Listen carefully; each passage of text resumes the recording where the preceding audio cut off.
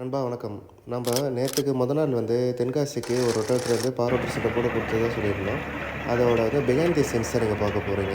எப்படி அத லோட் பண்றோம், அந்த சென்ஸ நீங்க பார்க்க போறீங்க. இந்த பவர் ரோட்டர் செட்டப் ஆல்ரெடி ரொட்டேட்டருக்கு 24,600 வரும் நண்பா.